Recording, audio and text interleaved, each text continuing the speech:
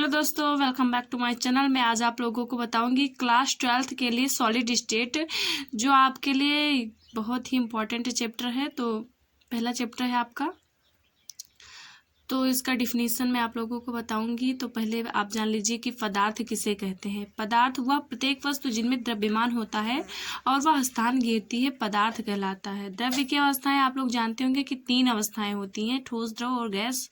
लेकिन वैसे तो माना गया है 5 में, एक मैंने लिखा नहीं है, प्लाज्मा हो गया और एक होता है दूसरे। और अब आपको बताऊंगी कि ठोस अवस्था क्या है। द्रव्य की वह अवस्था जिसमें अवयवी कण, अणु, आयन या परमाणु प्रबल अंतराणुक बलों द्वारा जालक में संवत संकलित रहते हैं, ठोस अवस्था कहलाता है। ठोसों का वर्गीकरण कितने प्रकार से हुआ है? तो 2 प्रकार से हुआ, क्रिस्टलीय व अक्रिस्टलीय। इसका स्क्रीनशॉट ले सकते हैं, ये अंतर है। और इसका डिफिनीशन हो जाएगा, अवयवी कणों की त्रिज्या में एक निश्चित व्यवस्था होती है, यही इसका डिफिनीशन होगा।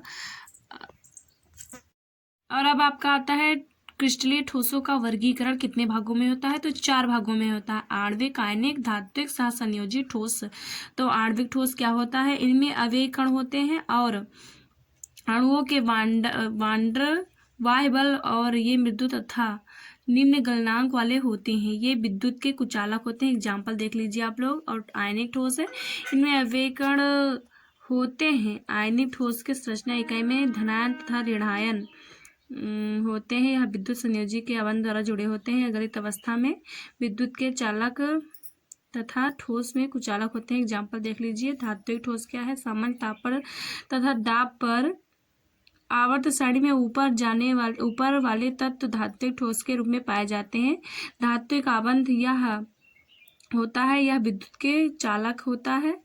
यह आघात वर्धनीयता होता है, तन्यता का गुण पाया जाता है। आणविक ठोस, इनमें अवयवी कण अणु होते हैं।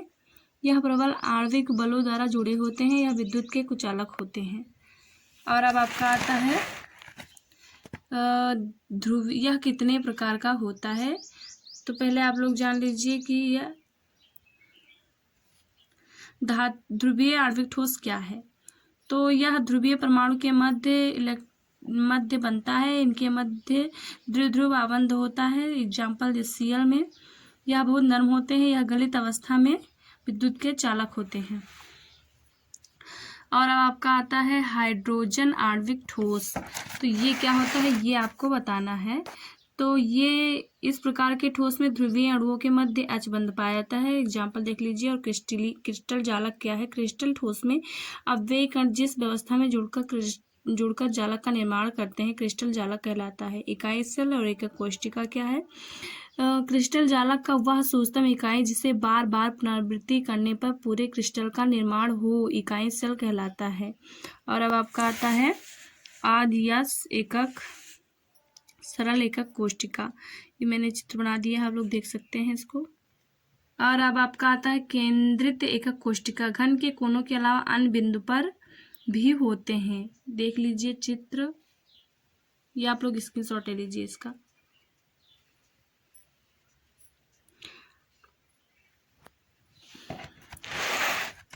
ये क्वेश्चन है एक, तो इसका भी आप लोग स्क्रीनशॉट ले सकते हैं।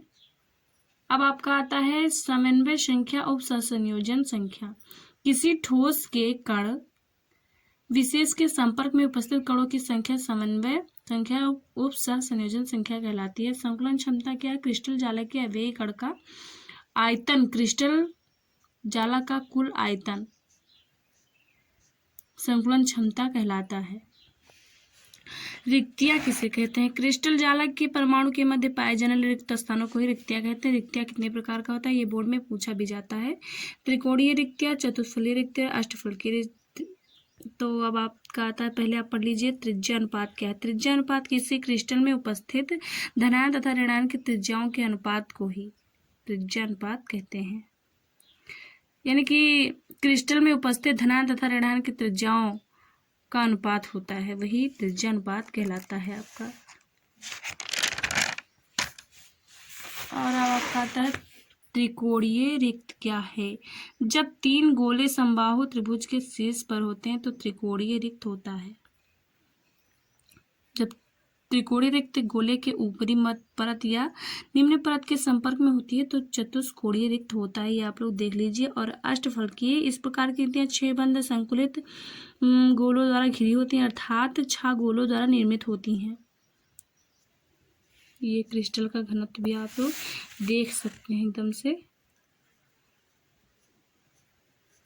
और ये आपका क्वेश्चन है, ये क्वेश्चन आपके लिए इम्पोर्टेंट है। अगर आप लोग दिखाएंगे नहीं, हमें इसका आंसर नहीं दिखाएंगे, आप लोग खुद करिएगा। और अब आपका आता है बिंदु दोष। किसी ठोस के परमाणु या आयन अपने आदर्श व्यवस्था से विचलित या अनियमित हो जाना बिंदु दोष कहलाता है। इसके प्रकार रस समीकरण मितीय दोष, असमीकरणितीय दोष और अशुद्ध दोष, ये आता नहीं है बट ये दोनों इंपॉर्टेंट है, रस और आरस। धनायन तथा ऋणायन के अनुपात में परिवर्तन नहीं होता है और इसमें परिवर्तन होता है। और अब आपका आता है साटकी दोष। क्या है? वह दोष जो क्रिस्टल जालक में धनायन तथा ऋणायन के समान संख्या में अपने स्थानों से लुप्त हो जाने के कारण निम्न रिक्त स्थानों के कारण होता है, साटकी दोष कहलाता है। अधिक आयनित होता है, धनायन तथा ऋणायन का आकार समान होता है, उच्च समन्वय संख्या के यौगिक में होता है, इनका घनत्व बहुत कम होता है। थैंक यू हमारी फुल वीडियो को देखने के लिए। और हाँ, नए हैं तो चैनल को सब्सक्राइब करें एंड बेल आइकन को दबाना ना भूलें। और हमें कमेंट करके बताएं कि आपको क्या प्रॉब्लम है। अगर जैसे क्वेश्चन में नहीं आया है तो कमेंट कर दीजिएगा, हम आपको दूसरी वीडियो में उसका सॉल्यूशन बता देंगे।